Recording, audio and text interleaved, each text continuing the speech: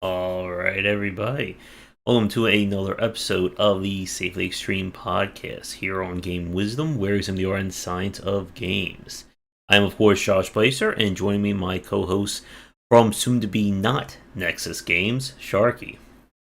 Hello, everybody, and it's almost seeming to be a meme at this point about renaming the company.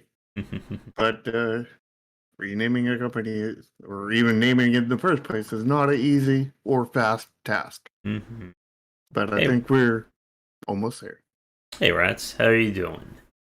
Alright, this is going to be our episode for the week of September 12th, 2021. Summertime is finally over at last. Now we're going to be heading into the fall summer season, where I got my infamous tomato outfit about 2 years ago. Your tomato cosplay? Mm-hmm. So you're going to get another tomato cosplay now? I hope not, but we'll see. But we have another great topic lined up for you this week. We are continuing our not so secrets of game dev talk. We are on part 4, and for this week we are going to be focusing on understanding your limits and your scope, as well as preparing for future games. If we somehow get through that, we do have a backup topic, but we'll save that for a reveal if we make it that far. So, to begin with, understanding your limits and scope. This is something that it's definitely a challenge for a lot of new developers, especially those who come, right out of school. They finish their game dev courses, they're ready to really jump into the game industry, and then they're left with that idea of what the heck am I going to make? Yep. And I mean, before you need to understand your limits first, and you have to at least make one hobby project before you go into commercial.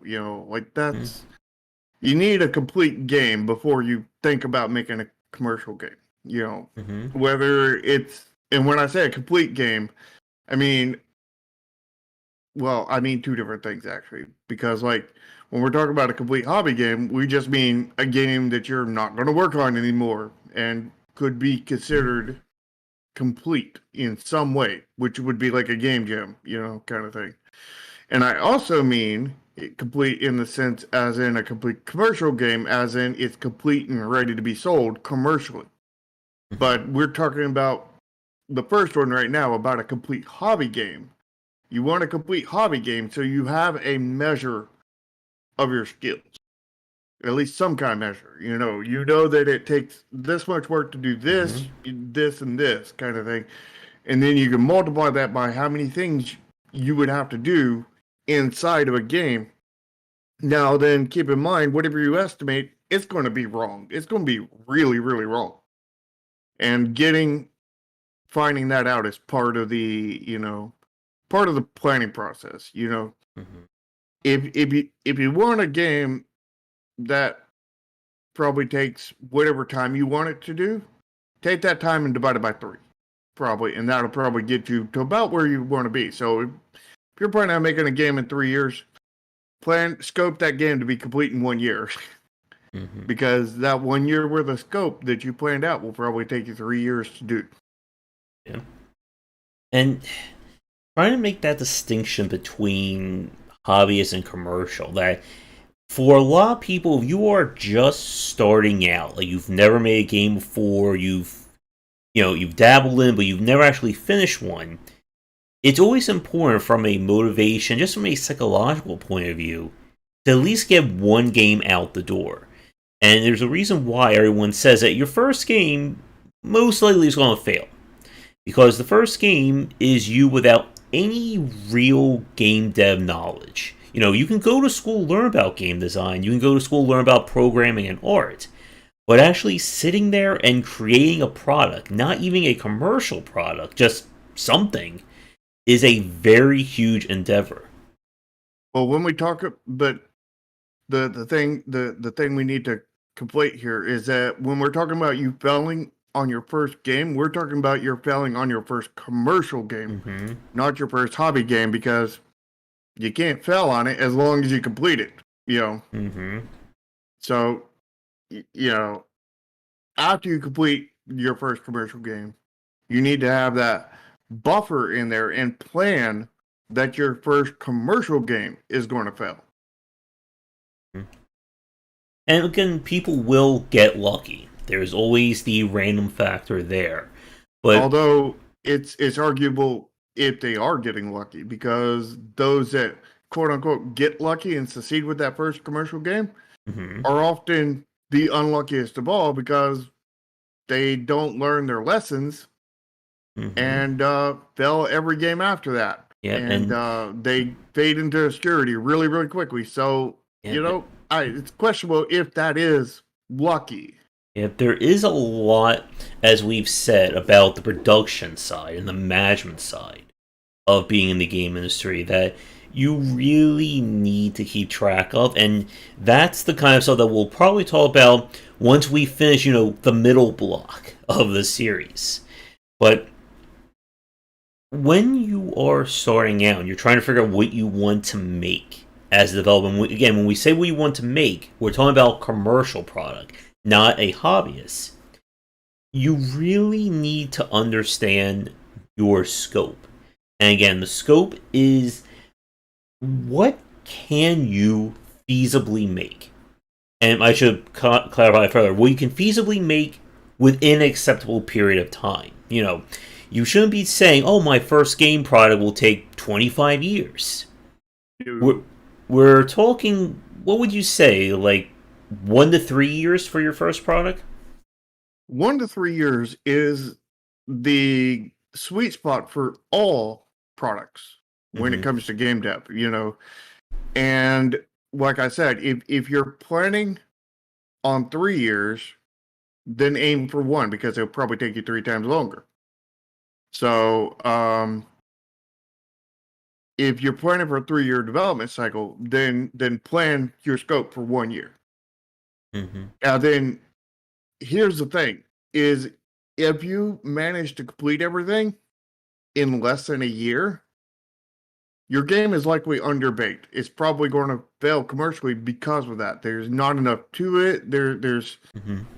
just issues, all kinds of other stuff. We see this all the time. This is not like a hard rule, but this is a general rule that if your game is complete, quote unquote complete, it took less than a year, it just feels like an incomplete or hollow game kind of thing, or just it's just not all there kind of thing. On the other hand, again, a general rule, not a hard rule.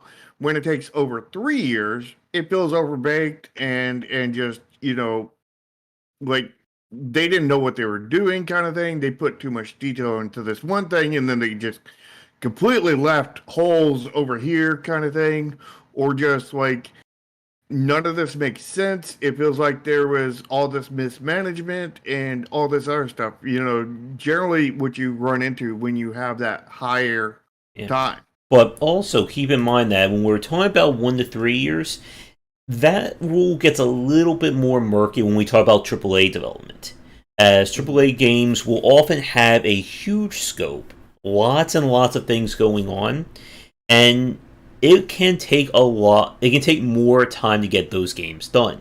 Now, with that said, if you're 5 plus years in, no matter what your scope is, something's going wrong. We had the Anthem situation, or when Blizzard cancels products and they get recirculated into something else. There is an exception to that, Mm-hmm.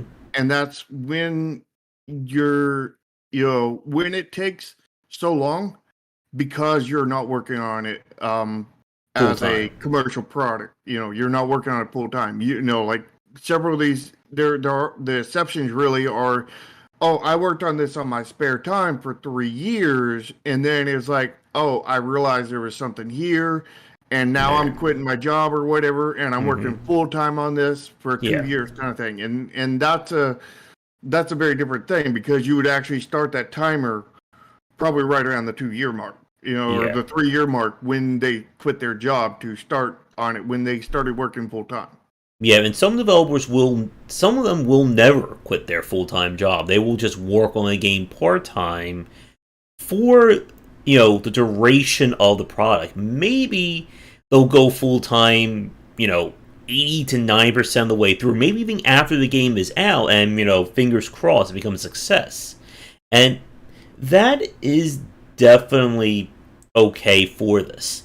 Now, again, if you're focusing full time, this is your 9 to 5, your 8 hour day kind of thing, then yeah, 1 to 3 years of that is considered acceptable. And Yeah. Although when you're not going full time, that means it's a lot more riskier because not only do like the game industry, just as a whole, like move in advance and you're being left behind, but you're you're not putting as much time in there. So like, like there's all kinds of issues there, potential issues where that can definitely fall through. So be careful with that. Another thing that can be said is when you're understanding your limits. If you understand your limits, you understand that maybe you're a great programmer. Maybe you couldn't draw your way out of a paper bag. Maybe you don't know what a sound is, kind of thing. Knowing those limits means that you need to hire somebody to do your art. No, mhm, you need to hire somebody to do your sound. You need to hire somebody to do the things that you do not know how to do, or the things that you are not very, very competent in doing. When you're making a commercial game, you don't want a a let's say you have a 9 out of 10 skill in programming, and you have a 1 out of 10 mhm, skill in art, and a 3 out of 10 skill on music, and a 1 out of 10 on design. You mhm. you need to hire somebody for design, you need to hire somebody for art, and you need to hire somebody for sound at that point, because Yep. to get a commercially viable product, you need probably at least a bare minimum of 7 or higher skill wise in every aspect of game dev to be able to push this out, which means that you can't be solo, And and I think a lot of people, misconstrue that. Like, you can be solo for a hobby game. You can mhm, technically be solo for a train wreck of a commercial game, but when you're actually doing a legitimate uh commercial game, it has to be in a team. Now, when I say a team, that means you can't be solo, but that does not mean you have to have somebody sitting beside you working. mhm, It means you can hire somebody for outsourcing. It means you can hire, buy assets, which is also outsourcing in a way. But I would prefer to hire mhm, out for you know outsourcing rather than assets, because then you have the matching issue that you have to deal with. But mhm, like, you know, it would mean like contacting a publisher and having them publish your game. Doing these things would not be solo. And Rastel said, Stardew is solo. No, Stardew is not solo. Stardew hired a publisher. They had a whole team of marketers. That is not solo. and there is a difference between, and again, we see this with a lot of these arguments online about who is and who isn't a part of the team. Anyone who is on a product, or on the production side, whether you are a tester, you're doing music, you are rendering grass, you are part of the game development side. Yeah, I However, wouldn't there. say you're part of the team. There is a difference between having team members and not being solo, kind of thing, because Mhm, you can not have a team member, and at the same time not be solo at the same time, because a mhm, team member would be somebody who is they're, no matter what game you're working on, you know what Yeah, I mean? They are and a direct employee rather than an outsource or an yeah, asset people. but And not having a team is different from not being solo. yeah, but there is a difference between having a team of people who are all on the game development side and having somebody who is the solo game designer. Because the designer is the one who's coming up with the systems, the mechanics, building things along those lines. And there are plenty of games who have a solo game designer, but they will have a team in terms of game dev. Yeah, And and there's plenty of solo programmers, solo artists, solo mhm. a lot of things. But if But everyone you is can have a together, team. You can have a team of 15 people, and every one of them only have one role. mhm, This is a solo artist for the project. This is a solo yeah, programmer for the project. But none of those people are solo for that game. yeah, and I mean, that's I'm the solo for a difference. lot of aspects of my games because I don't have very many people that I hire. But I'm not solo for the game itself. Mm-hmm.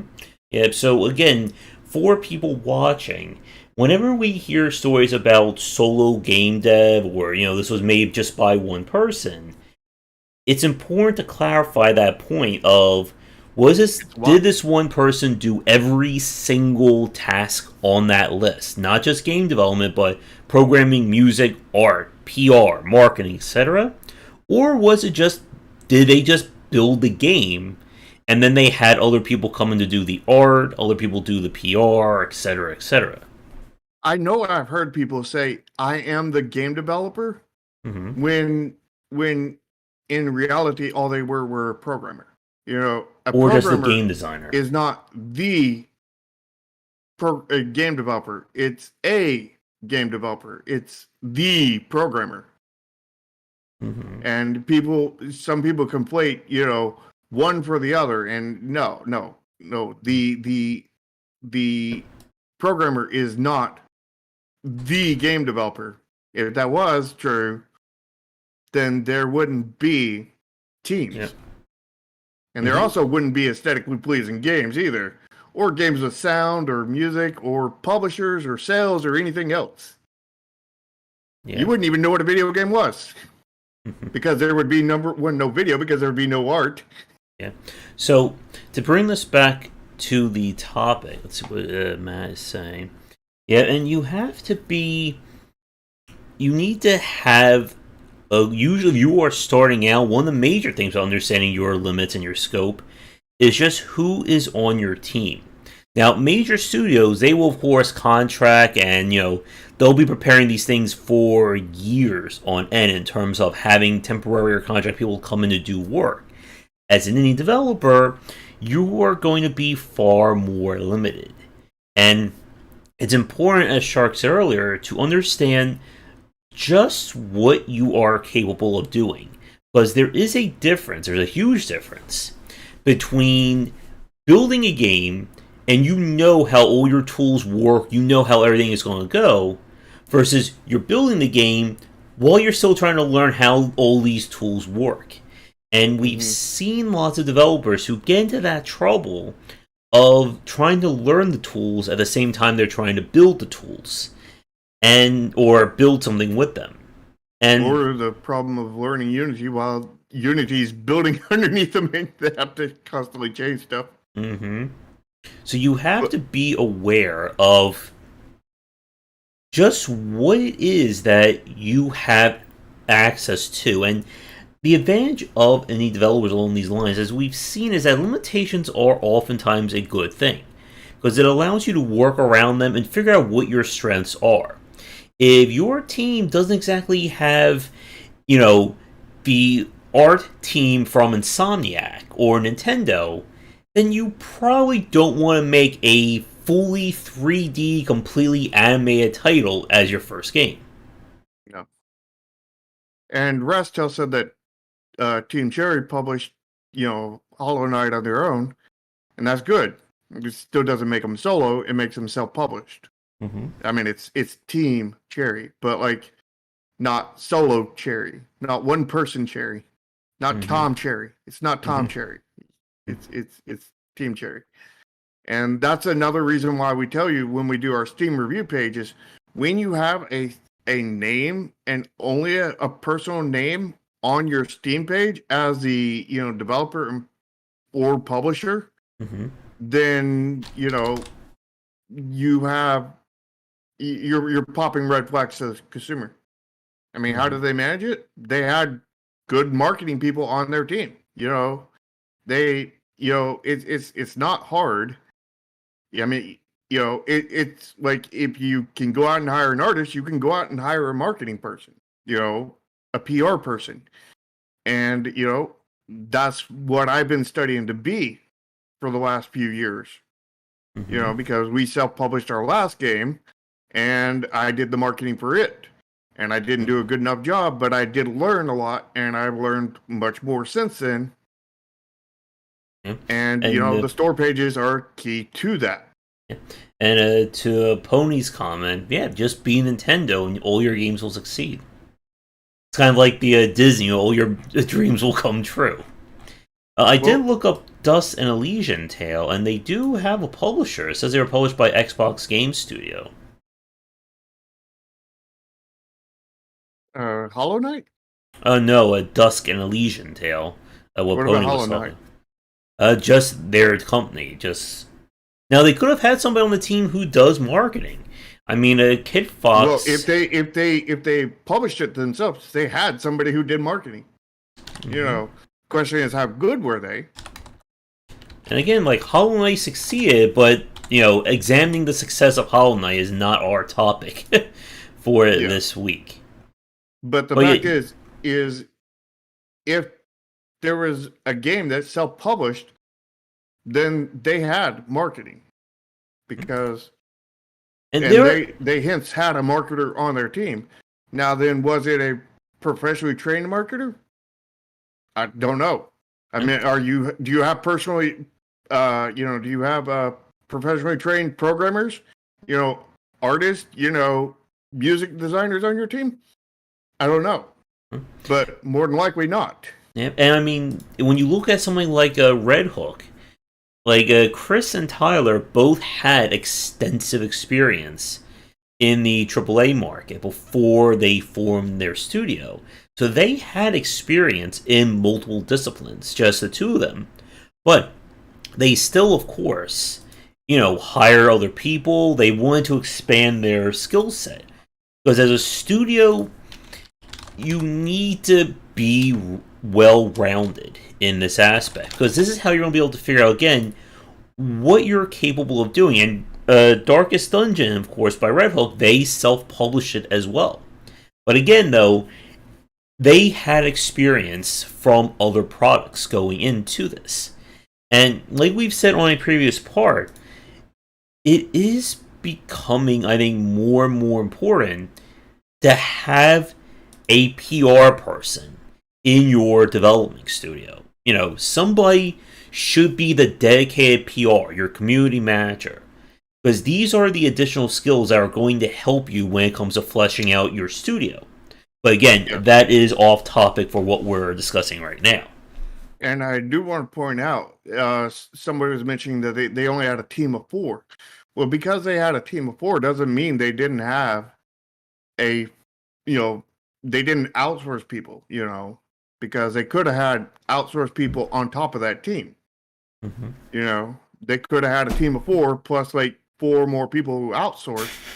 They could have outsourced a Twitch streamer to do their marketing. I've seen that happen several times. They could have outsourced a YouTuber to do their marketing. They could have outsourced somebody who does stuff on Twitter to do their marketing. I mean, just because they only have 4 team members doesn't mean that's the end of their resources, because Mm-hmm. outsourcing does not count as team members unless you hire them onto your team, and they do count for work that can be done. Yeah. So it's and part of that understanding your limits and scope kind of thing is not only understanding what you can do, but the money you have to be able to pay people to do the things you are not good enough to do. Yeah. And it's very, very important that you have that money, because if you don't, then you're not going to find anybody, probably. You could get very, very lucky, but more than likely you're not going to find that person who's going to be able to deliver the high enough skill to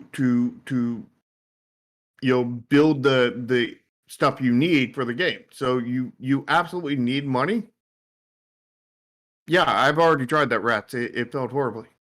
And that's the point. Is I did that for many, many years. That's the reason why I started back in 2004 trying to Mm-hmm. build a studio with no money, and it failed horribly over and over and over again.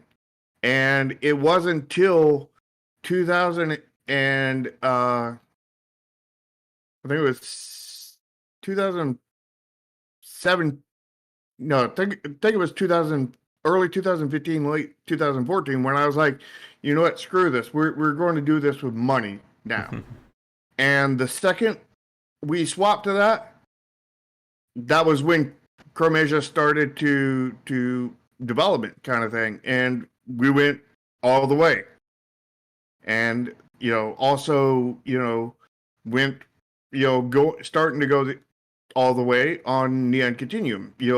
So like, having money, it doesn't have to be a lot of money. It's good to have a lot of money, but how did I get that money? Because I saved about $2 a month for a very long time. That's how I Mm-hmm. got that money. Yeah. And again, if Because you're looking it took a for long time, because I don't got much money. yeah, and if you're looking And for how to raise money, get investors, this is the wrong cast for that. yeah, but But point is you can save pennies, nickels, and dimes. Rob the couch cushion and end up using that money to fund, over time, to fund your game development. mhm. But I think with that, anything else regarding understanding your limits and scope before we move on to talking about your future products? No, I think that's about it. Yeah, I can't think of anything else. Again, it's one of those topics that it kind of segues into a lot of other talks. Yep, exactly, Pony. That will be the subject. That will be my strategy for the next book. Mm. So, You're selling your book in loot boxes? mm-hmm. So, let's talk about future products, because this is something where the last point a lot of people stumble on. This is the one that will oftentimes get them, because future products. I don't mean future art products or art projects. I mean actual future commercial products. Is how you establish yourself as a company. Because when it comes to succeeding in the game industry, unless you do have that Fortnite, Among Us, Minecraft level game, you need to be thinking about what your next product is going to be. And a lot of developers tend to struggle with this, especially when they're making the jump from a art project or doing this as a hobby into making this as a commercial game. Because when you're thinking about your studio in terms of its catalog of games, suddenly becomes a lot harder to just make whatever the hell that you want. And Mm-hmm. there's several reasons for this. One is that as you become established, so does what people expect out of your games. And there's a huge glare that I'm going to hold my hand like this for a little bit. But there's a You're huge... flashing us, Josh. Yeah. There's a huge difference in terms of I can just make whatever I want versus I have a consumer base now. What are they looking for? Now, the second point about this is that when you are an established company, well, you have bills to pay. You can't just take off for 8 months and say, I'm just not going to do anything. I'll just play around. My other people who work for me, they won't care. Hmm. Yeah, and you have to. Josh is Yeah. lighting over there, I'm going to get but up and do it while Shark's saying his point. yeah. So you you you have to prepare everything, and if you make a low quality game as your first commercial game, then people are going to expect more low quality games out of you. So don't go that route. I would highly suggest not going that route of making a low quality game and then have consumers expect more low quality games out of you. But rather, you want to brand yourself with quality, I think. And in that, you need to charge a quality price. And but when you establish yourself, some developers say we're only going to make games in this genre. You can do that, but I think that might be limiting yourself a little bit too much.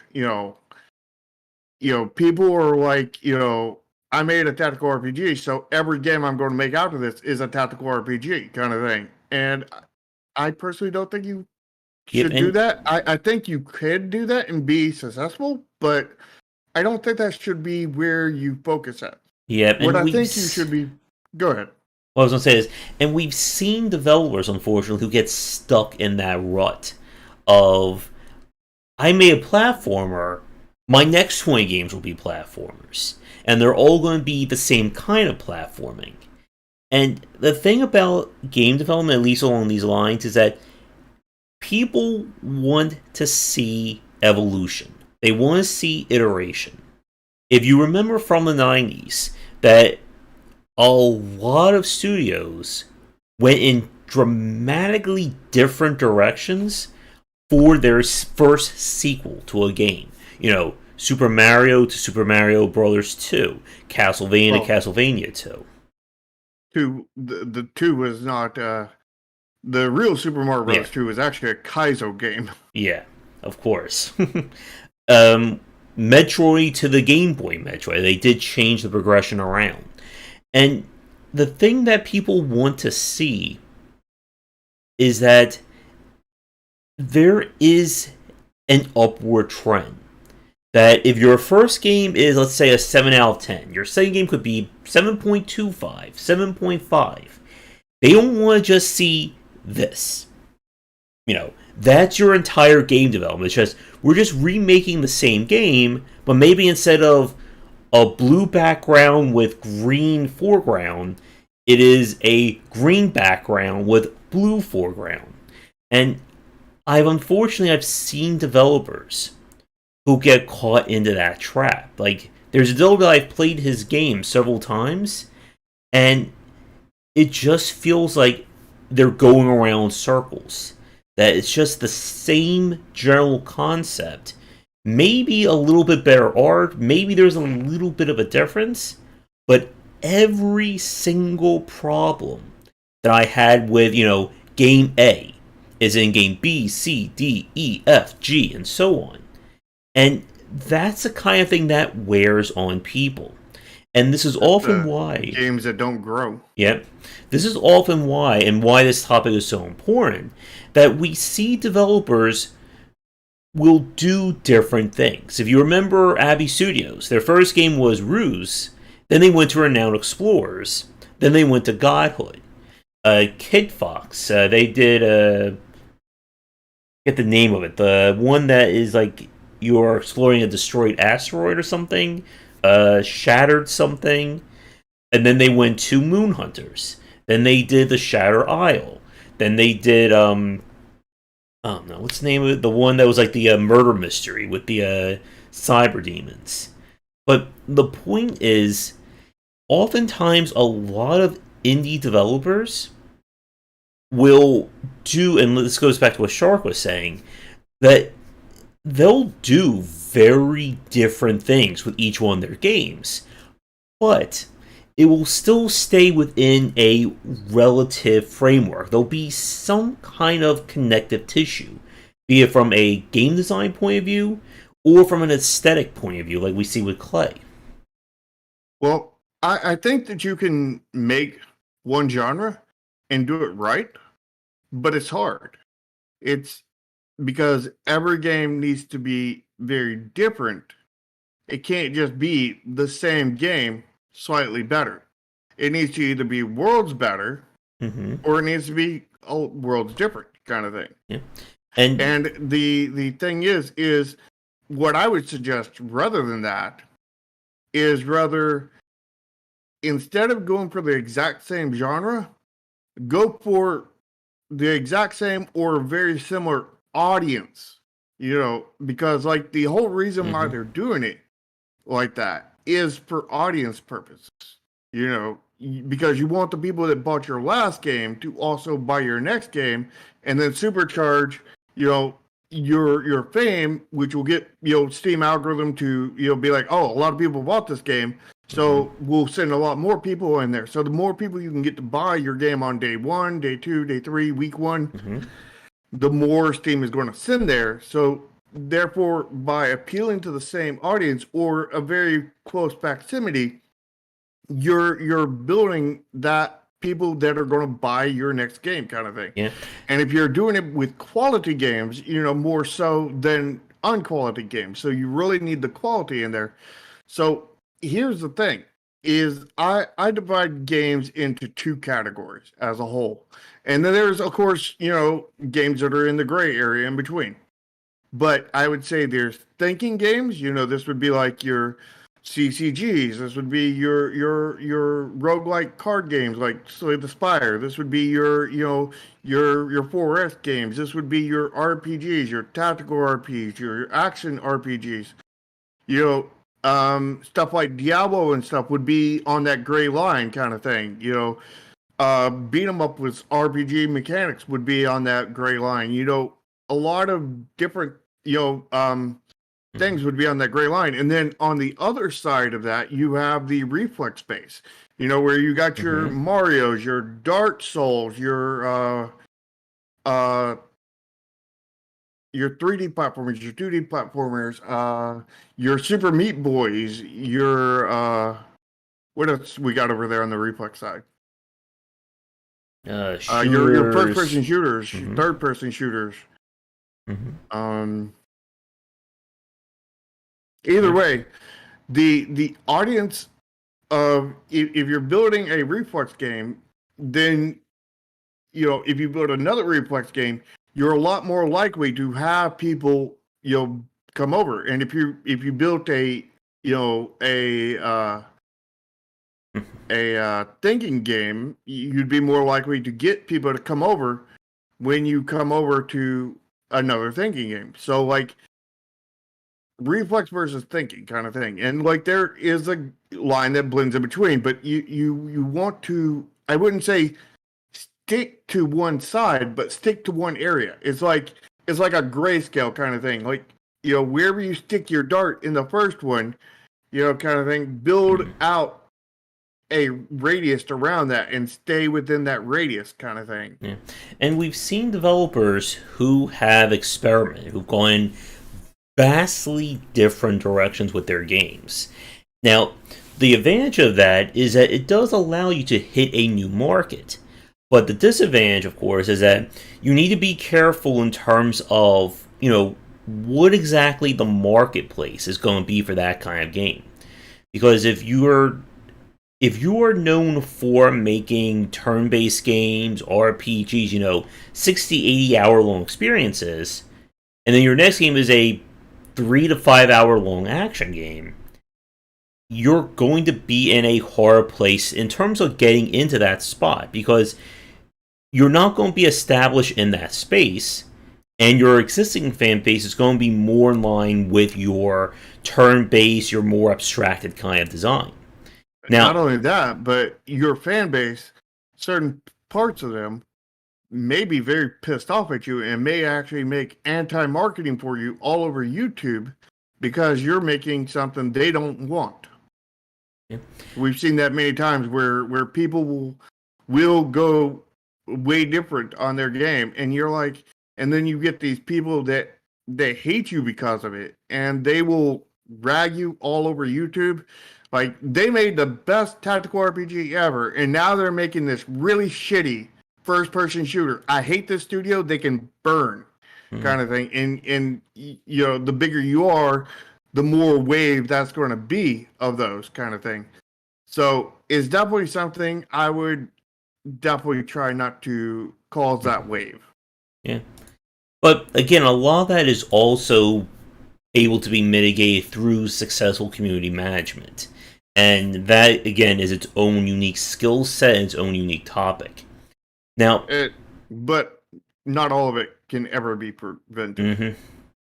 Now, You can when just it take the bullets comes out of the chamber. to planning out your titles, it's very difficult, I think, for a lot of people, again, to know just how far to go. Because any kind of success can be blown up, but at the same time, it can also ruin your studio.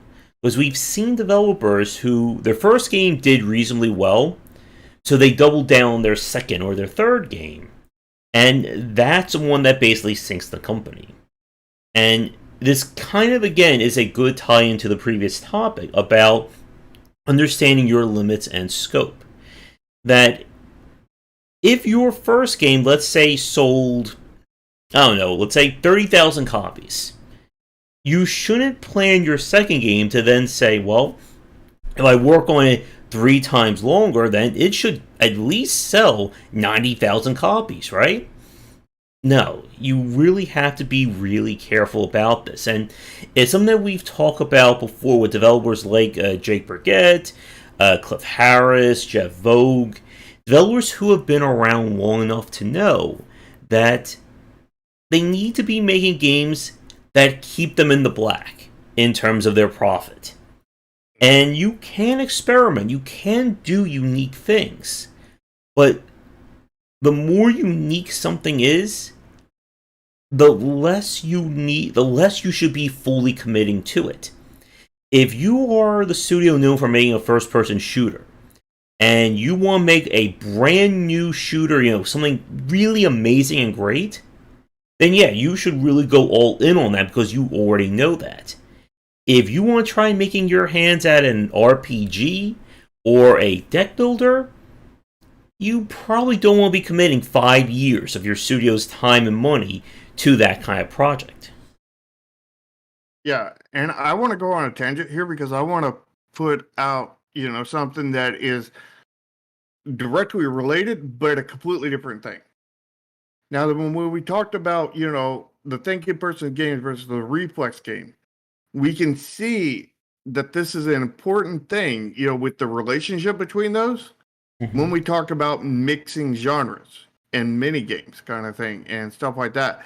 Because like if you look at, a lot of Final Fantasy games, they're RPGs kind of thing. And they have like mini games inside of them, like little card games and stuff, because it's another type of thinking person's game, so they like it kind of thing. They're more likely to go over to it. And when you mix the genres kind of thing, you come into the issue where if the audience is not the same or very similar, oftentimes you'll turn off one audience with one part and turn them on with the other part, and nobody's going to like one part or the other. For example, a dating sim and Doom, because like if And you have a dating sim and Doom, most of the people that like Doom is a reflex game, is mhm. not going to like the dating part because that's a thinking part, and the people who like the thinking part are going to like the Doom part, the reflex thing. So like Yeah, and it's very hard, and yeah, and this is why if you're going, like, again, mixing genres is a very advanced form of game design. And what we've seen more times than not is that when you mix these genres, you're not going to get the extreme ends of both spectrums. If I'm making, first person shooter in match 3, I shouldn't be expecting to get the Doom Eternal, Ultra Nightmare, all credit clear kind of people to play that game. Likewise, I shouldn't be expecting the people who are, the perfect Candy Crush saga players to play my game as well. It's like we said, when you're mixing genres, excuse me, you are diluting aspects of both. What you are trying to do is figure out if there is a market that's in the middle. Somebody who is not the best first person shooter fan, and somebody who's not the best match 3 player, who's looking for something new to try. And there you go, Doom Eternal Farming Sim. And if you can hit that point, and if you can resonate with people with something that hasn't been seen before, at least in that capacity, you are basically hitting the jackpot on a slot machine. But yeah, I think the better option, rather than doing genres that are misaligned, find genres that build on top of each other. We've seen this in the past, when the rogue genre with the being able to carry over and build up stuff, crossed with card games that were able to that you would collect cards and everything, and you're like collecting and building up. Well, that ties directly together, because collecting and building up is sort of the same thing in a lot of aspects. Hence, Slay the Spire and Monster Train was born because they were able to find genres that worked really well together to the point to where they were almost the same thing. And then they combined those aspects and were able to create a great merger between the genres. But you can even go further back than that with Spelunky, The Binding of Isaac, and Enter the Gungeon.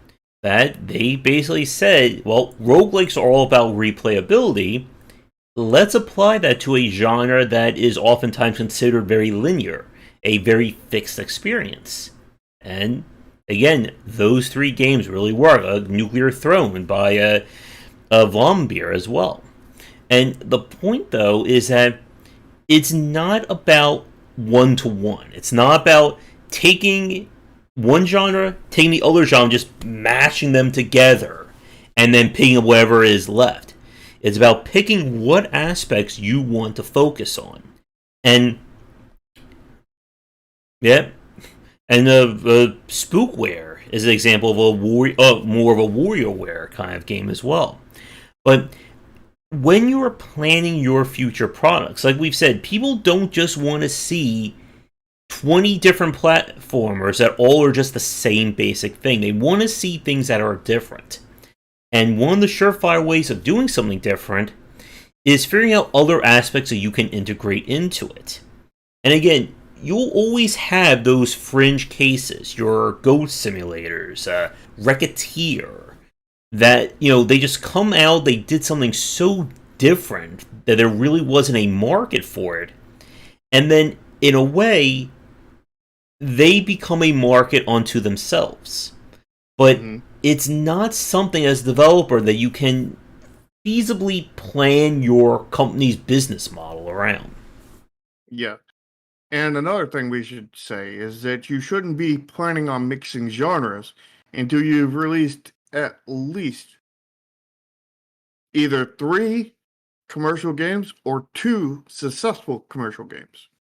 And you should have a background in some capacity in those genres. Whether you've made games in them, or you've done enough research and study on your end to understand, what works and what doesn't work for these genres. You can't just say, well, we've never made a game before, but you know what? We're going to make the first dating, cooking sim, train simulator theme park management game. Why is that the metric? Because you need to know how to make one or multiple things work and work right to where it is a commercial success. You have succeeded with it before you can attempt to break it. It's like, what would be a good analogy here? You better learn how to put the plates on the dinner table before you can, make a professional art piece out of, food on plates on a dinner table. Because if you drop the plates on the way to the table, you know, that's going to say that whatever you make is going to be ruined, kind of thing. Like, you need to be able to be sure that you can do the stuff right before you can do it. Well, before you order takeaway, you got to be sure you know how to use the phone or the internet. Mm-hmm. Now, when you're planning future products here, if you try to order takeaway and if you never used a phone before and you have never used a internet before, good luck. You know. But to bring this back, because we got to keep this to our schedule here. When you're planning your future products, you can experiment. And this goes back to some of our previous parts when it comes to play testing and getting criticism. That if you want to experiment with something, try on your own spare time. Try making a prototype. Try maybe going to a game jam and seeing if there is a market for this. Because again, consumers only know what they've seen before. And if we just went by, only making what's already been established, we would have never gotten out of the platformer, first-person shooter era of the 90s. RPGs were in the 90s too. Mm-hmm. But you have to, again, consider just what you are able to do. Now, again, if your company grows, let's say you are a company known for making first-person shooters or RPGs, and your company grows and you bring in established veterans or people who have worked in other genres who can kind of play off your skills. We've seen how AAA developers have gone to work at either their own indie studio or get picked up by a smaller studio. You can certainly use their knowledge. But again, there has to be knowledge there. And this is why, going back to a previous point, why solo game designer is oftentimes a very rough position to be in. Because if the only person if your team is consistent of, me, myself, and I, we can't exactly outsource to me to work on previously unworked or a genre that we haven't had a chance to do yet. You forgot Irene. Yeah. Well, hire Irene. Maybe she'll be able to make... Irene can do the Dark Souls play. She's an expert Dark Souls player. Come on, Irene. Yeah, but if you're trying to build your next game, you have to understand, again, what was your first game like? It's a song, Matthew. No, it's a movie. Yeah. Movie. Yeah, there's also the song, too. Come on, there was Irene. A song, Me, Myself, and Eileen. No, Eileen, I think it was. Eileen? Yeah. I don't know that song. I know the movie, Me, Myself, and Irene, with Jim Carrey. But, back on topic. When you're trying to build your next game, it's important to understand what worked and what didn't work in your last game. And again, this gets back to what we talked about last time in terms of being able to critically examine a game. Because the one thing you do not want to do is repeat problems. And problems can be anything. It could be having, your gameplay isn't working right, UI issues. One of the games I play from a developer, each and every one of their games has horrible UI and horrible option settings. And I am sure people have commented on it, I'm sure there have been complaints, but they haven't been fixed. And they need to hire somebody. Mm-hmm. It does UI. Yeah, and one of the worst things you can do in terms of long-term studio work or long-term studio growth is keep repeating the same problems. You can grow, you can make a better game, but if those problems are still lingering, people it's only going to go so far where people are just like, I don't want to deal with, you know, here's the great part of your game, and here's all the issues that are attached to it. Mm-hmm. And they're going to get tired of it, and they're not going to come back. And worse still, new consumers aren't going to put up with it. If a new consumer loads up your game that you charged, $15 for, and is of a worse quality of a game that they could have spent $9.99 on, they're going to refund that because they don't owe your studio anything. They're just going to load it up and say, ugh, close it out and refund your game. Is that a refund reason on Steam now? Just if? Yep. There is no reason. It's just meh. You can just refund a game because of meh. Do you have anything else on this? Because I don't think I have anything else. Well, we're about an hour. Do you want to do the third topic for maybe like 15-20, or you want to call the show here?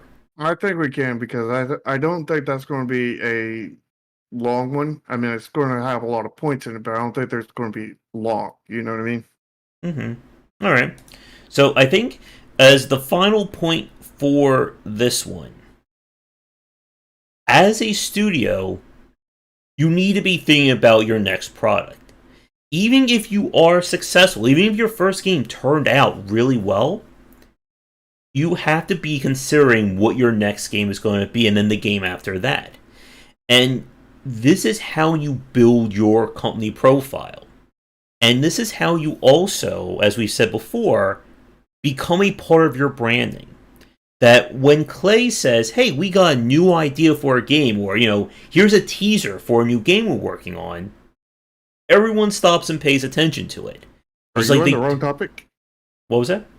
Are you on the wrong topic? No, this is a game about your future products and why it's important. Oh, you're talking about how to prepare for future games still? Mm-hmm, yep. Okay. Because you have to be considering the extent of your company's profile or your company's portfolio.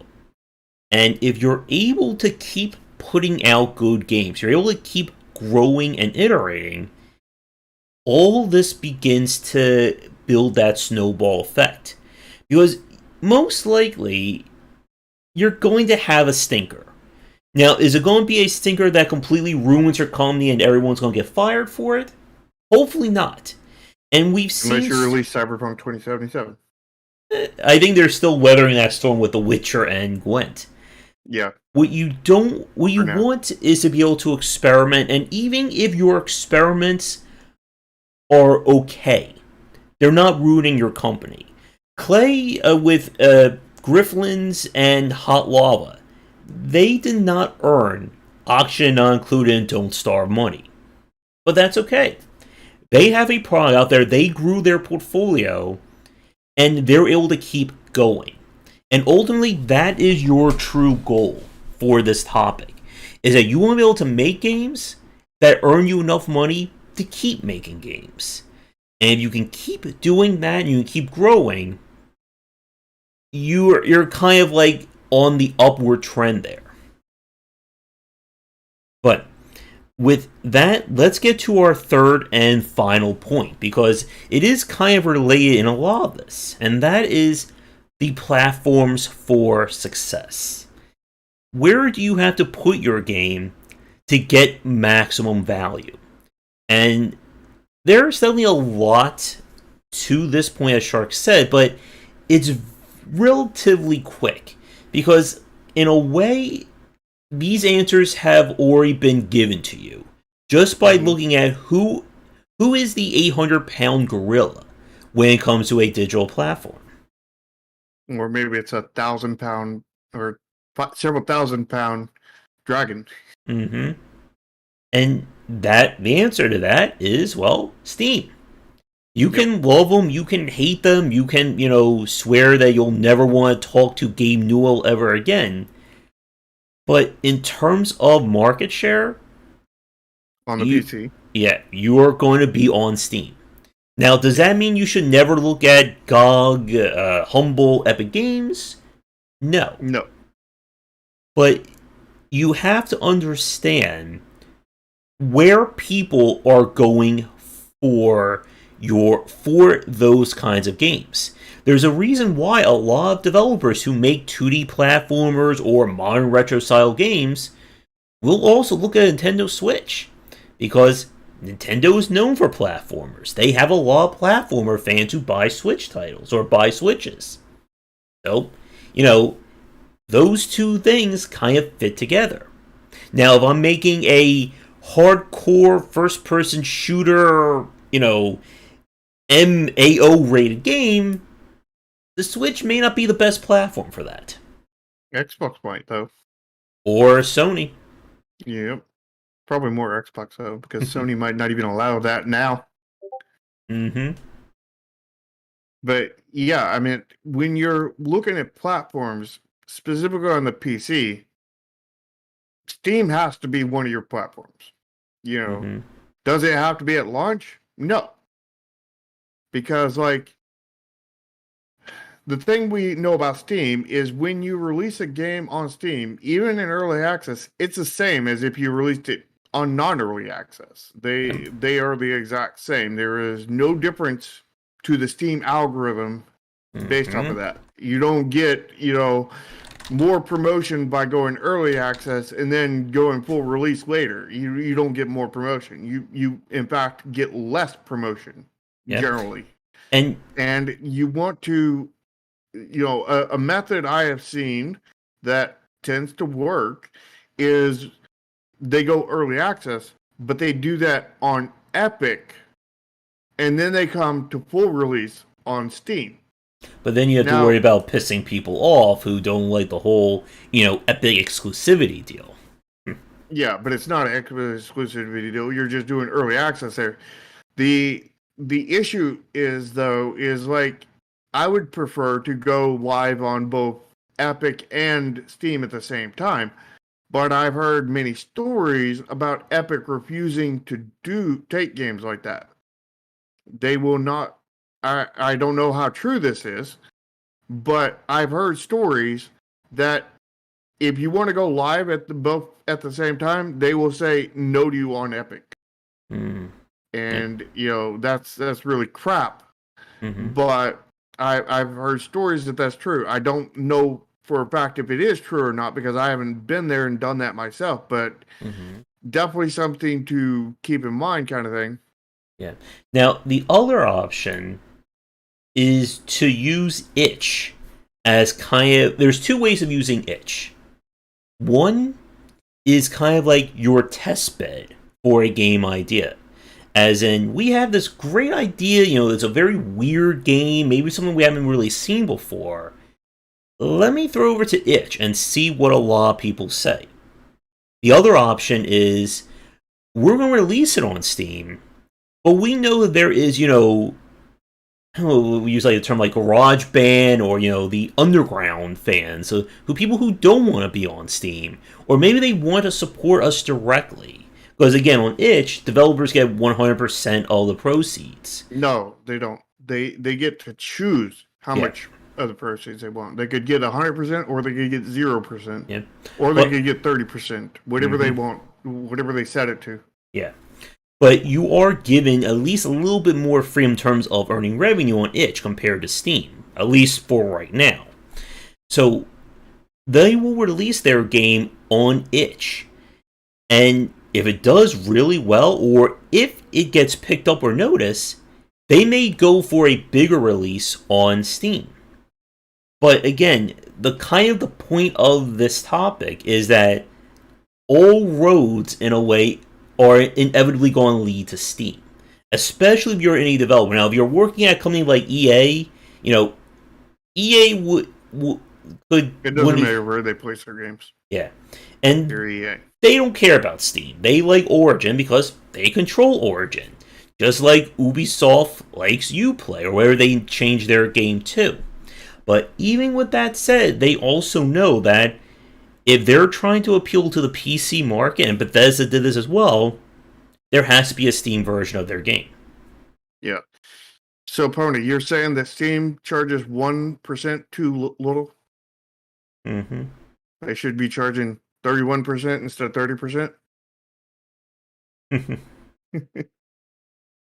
But again, as a developer, and again, as if you're trying to build this as a commercial business, you have to know where the people who are going to buy your game are going to be.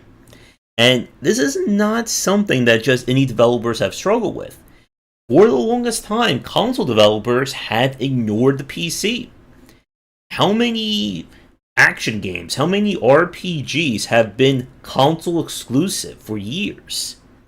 And it really wasn't until maybe 2-3 years ago at most that Japanese developers have understood, hey, maybe PC gamers like the Yakuza series.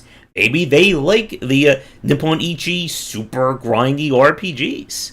Yeah, NIS has been one of those leading teams that have been Mm-hmm. really coming to PC. You know, they're not only bringing everything they currently have to PC. You know, that's Mm-hmm. being released at the same time, but they're also bringing stuff that is way back in their library kind of thing. They're porting Mm-hmm. that stuff to PC. Look at the difference with Bandai Namco.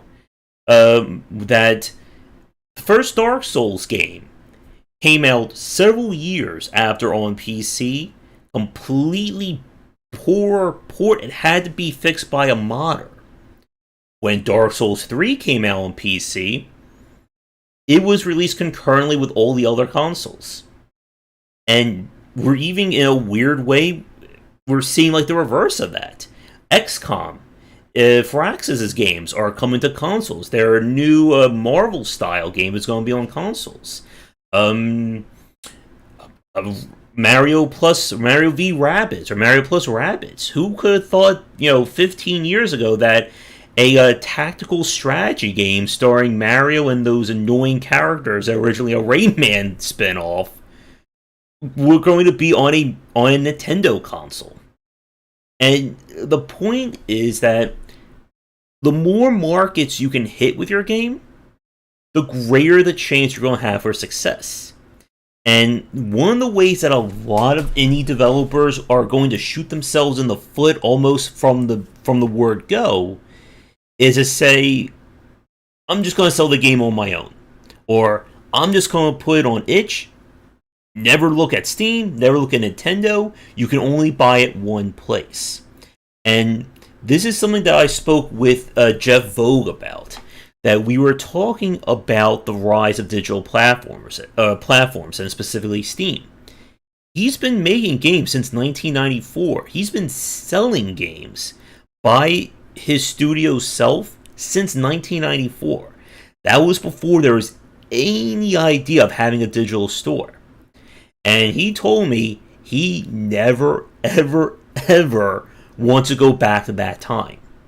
He is more than happy to put his games on a marketplace that he knows hundreds of thousands of people are going to put their eyes on that, as opposed to maybe the tens of hundreds or even fewer than that who are specifically going to Spire Web Software site. Or itch. One of my favorite under, just diamond in a rough developers, Cryptic Comet. Like, he made some very amazing strategy games, but he could never get them on Steam and he never pursued it further. And his company closed. He's not making video games anymore. And I can tell you that there was certainly a market for each one of his games on Steam.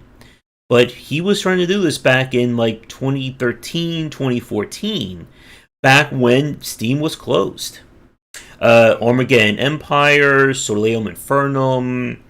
What was his other one? get the name of it. I played it on stream, but like he had some very innovative ideas, but not the market for those games. Yep. And here's the thing: if you're making a game, I would say there's at least a 70% chance there should be a PC port to that game. The real exception to that would be some mobile games. Some mobile games, there's not a market for that on the PC. But pretty much everything else, if you're going to put it on a console, it needs to be on PC too. If if you're going to put it on one, and again, that goes back to it's got to be Steam. You've got to put it on Steam. Does it have to release first on Steam? No. Can you release it first on your website, on itch, on GOG, on Epic? Yes. But it's got to go to Steam at some point. It's also, can it go on console before it goes on PC? Yes. Can it go on console after PC? Yes. But more than likely, when you're building a game, you're building a PC version first, because if you don't have a PC version, you can't test the game. Not realistically, except for some mobile games, you would test directly on mobile. But generally you're building the PC version first, so why not have a PC version? I don't get that with a lot of these console games, other than the fact that they signed a exclusivity deal. Yeah. And even then, I mean, Horizon Zero Dawn, a Sony game, is on PC. And that is monumental. Again, like, this is stuff that would have never happened 10 to 15 years ago, especially, early 2000s, late 90s. We were not seeing console games given, a good treatment on PC and vice versa. And another thing that I want to mention about why this is important, again, going back to the market share point of view, is that it grows your consumer base. Sega and Capcom have seen very big numbers by the fact that they're releasing their games on PC now. Yakuza series, Monster Hunter World, is considered the best-selling Capcom game of all time. And I'm sure part of that is the fact that they're now factoring in the PC side of things. When it was originally just on console, then went to the handhelds, then went to the Wii U or the Wii. And this is what you want to see as a developer. You want as many eyes as possible on your game. Because you don't know, as a developer, how many of those are going to convert into consumers. If you release your game onto a platform that only has 500,000 people, well, that's your limit. If you release onto a platform that has 5 million people, well, I'm sure you're going to have a better shot at success. Yeah. And the bonus question, there's too many hand-holding memes. I can't do that, but I will help you when you release a game on Steam. When you're going to do that, just can't hold your hand. Too many memes. But there's not really anything else. Again, like, this is a very cut and dry, or very straightforward topic. Anything else that you want to mention? We have 2 points that I think we need to mention. One is that this is in today's market. Tomorrow's market is a completely different animal.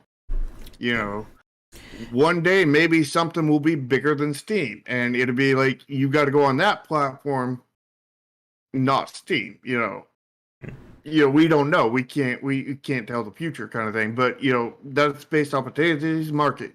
And the other thing is the marketplace is going to vastly change over the next 3 years, because here's why: is just yesterday the news came out that Epic mostly won against Apple, and that the court ruled that Apple has to open things up to let people put other apps that are not on the iPhone App Store on Apple products, meaning that there will be multiple platforms on Apple. That lawsuit is, I believe, solid, but it doesn't actually take place for another 90 days or 89 days or something like that. So in 89 days, expect to see some kind of explosion over there, basically. And, things are going to vastly change over there on that market kind of thing. And Epic also has that lawsuit that is still pending with Google on the Android platform over the same thing. And since they've already established precedent over here, it's almost a done deal with the other one, with Android opening up to other platforms, not just the Play Store. Yeah.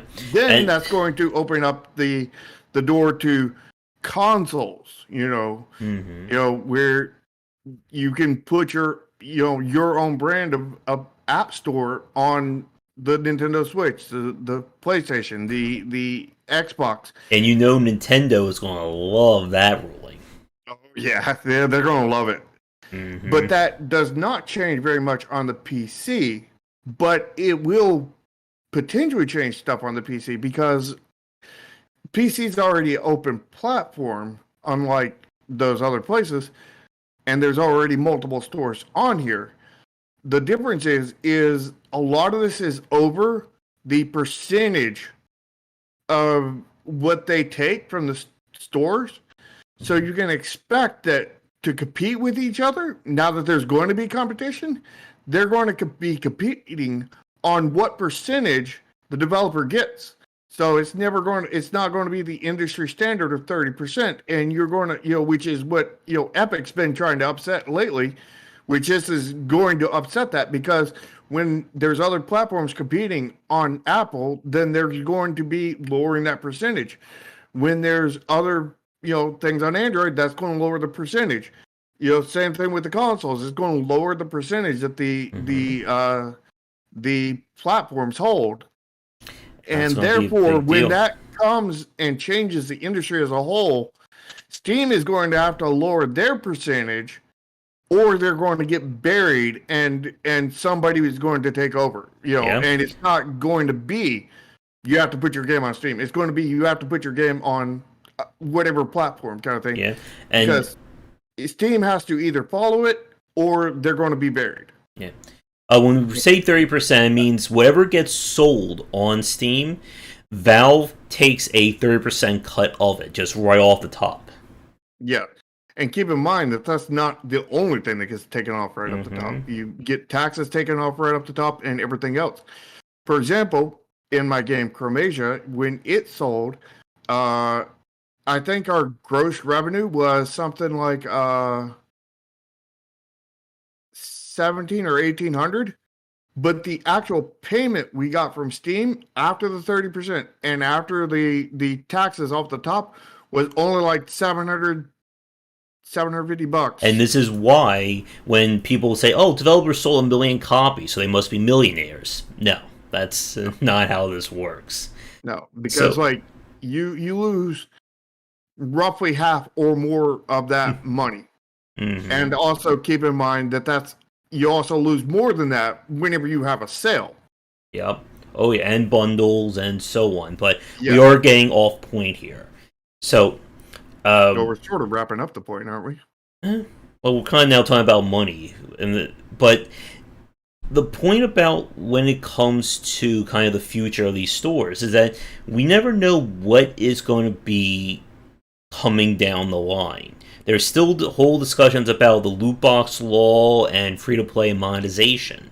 And if those things go into effect, that's also going to be a huge deal when it comes to mobile and free-to-play games. Well, we could even... The thing is I don't think those things will ever come true.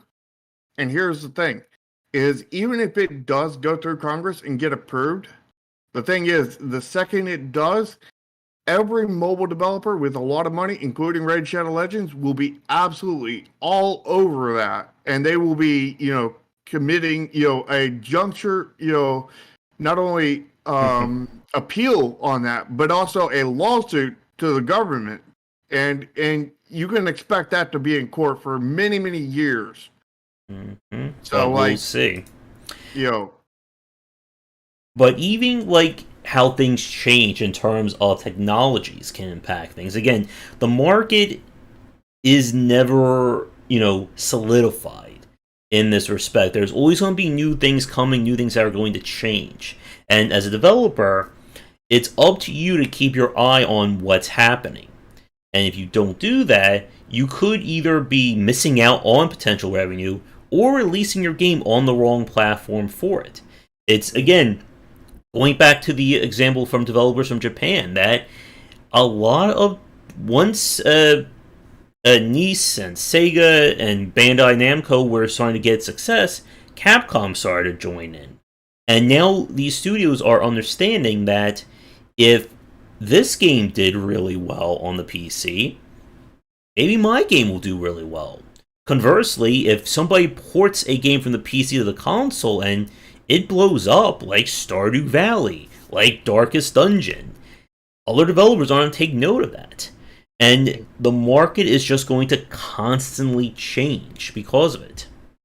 yep, it's a ever growing, ever changing, ever evolving system. Mm-hmm. And when game development is very much in a state of evolution to where we're still in the early days kind of thing. Like Mm-hmm. we're evolving at this breakneck pace, like the way I see things as game development kind of thing. We're like, I think we're about to enter into the industrial age kind of thing, and that's when things are really going to change at a breakneck pace. Mm-hmm. If you think they've been fast now, I think we're going to have a lot faster very, very soon now. So now. Mm-hmm. Hope we got the notifications, because I know it went out. But yeah, we are right at our wrap up. So I think that is a good point to end on for this week's show. So Smoke coming is a good point to end on. for all of our topics. But we're going to wrap things up here. So we have two more kind of points that are related to this section, and then we can finally move on to, I guess, our third series. We'll be covering more of the community management and more of the, I think, soft skills that are not directly related to game dev, but are kind of game development adjacent.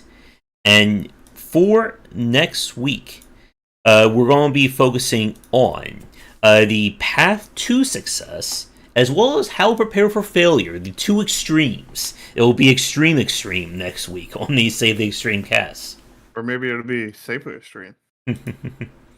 But for those of you watching this live or recorded, thank you so much for tuning in. If you're new, be sure to check out all of our information, Discords, Patreon, social media, all that great stuff is all in the description. Yep. And my channel is down there. Josh's channel is down there on my side. And, again, join both of our Discords. Smash the lick button and lick the smash button on both of our channels. And yeah, hopefully we have a company name soon on my side. Mm-hmm. And if you have a suggestion for a topic for a future show, please get in touch. And I do want to do one other thing. People have made a point that nobody realizes that I'm working on a game right now, and that I don't talk about it. It's like, yeah, we actually do talk about it a lot. But let's mention it one time. Mm-hmm. You could join my Discord kind of thing and come and check out my current game, Neon Continuum, which is a very, very different kind of CCG, a grid-based CCG that is sci-fi themed with cyberpunk as a core theme inside of a theme inside of it. And it's a really, really interesting and fun game. And if you join the Discord, once a month, or maybe more, you'll be able to come and play the game. But yeah, joining is effort, exactly. It's always effort. But if you want to catch our show where we review indie game store pages and inquiries, we do those Mondays at 4 ET. And if you want to watch these shows live, we do them Sundays at 4 ET as well. So, I think that's all we have to say. Anything else you want to end on? Nope. All right. So, with everything said, come back for daily discussions on game design here and on game wisdom, where some of the art and science of games. Until next time, take care.